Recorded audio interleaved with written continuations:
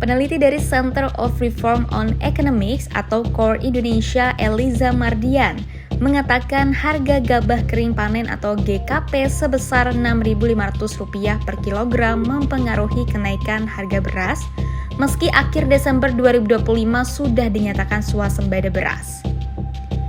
Sebelumnya harga tersebut berada di sekitar Rp5.000 per kilogram, katanya saat dihubungi pada Kamis 8 Januari 2026. Menurut Eliza, harga di tingkat konsumen juga akan naik menyesuaikan karena konsumen di level menengah akan menjaga nilai keuntungan penjualan. Meski demikian, ada sisi positif dan negatifnya, yaitu kesejahteraan petani meningkat karena nilai tukar petani sebelumnya rendah, tapi konsekuensi harga di tingkat konsumen akan naik. Dia menganggap konsumen kalangan menengah ke atas tidak masalah jika harga beras naik karena ada penyesuaian harga gabah. Persoalannya adalah konsumen menengah ke bawah karena pendapatan mereka tidak ada penyesuaian seiring dengan inflasi, daya beli pun semakin tergerus. Menurutnya, pekerjaan rumah bagi pemerintah adalah menjaga kesejahteraan petani dan menjaga daya beli konsumen menengah ke bawah. Maka beras yang diserap melalui Badan Urusan Logistik atau Bulog, yaitu cadangan beras pemerintah, harus disalurkan secara optimal melalui operasi pasar yang luas di berbagai titik. Operasi pasar itu tidak perlu ke wilayah pasar induk yang konsumennya memiliki daya beli tinggi. Seiring berjalannya operasi, pemerintah perlu menyalurkan dengan kemasan beras lebih kecil antara 1 hingga 2 kg.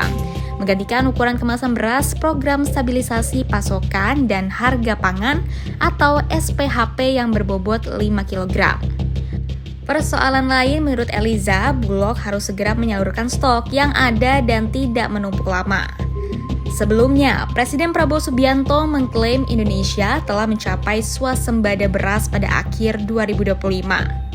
Menurutnya, ini pencapaian paling cepat dari rencana sebelumnya hingga 4 tahun.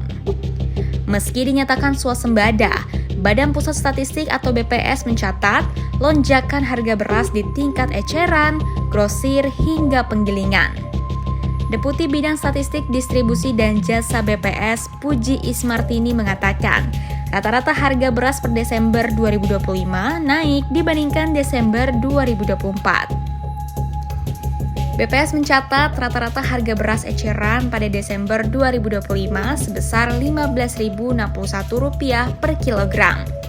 Angkanya naik 3,68% jika dibandingkan pada Desember 2024. Kemudian di tingkat grosir, rata-rata harga beras pada Desember 2025 sebesar Rp14.162 per kilogram. Angkanya naik 5% jika dibandingkan pada Desember 2024. Di tingkat penggilingan, rata-rata harga beras pada Desember 2025 sebesar Rp13.488 per kilogram. Angkanya naik 6,38% jika dibandingkan pada Desember 2024.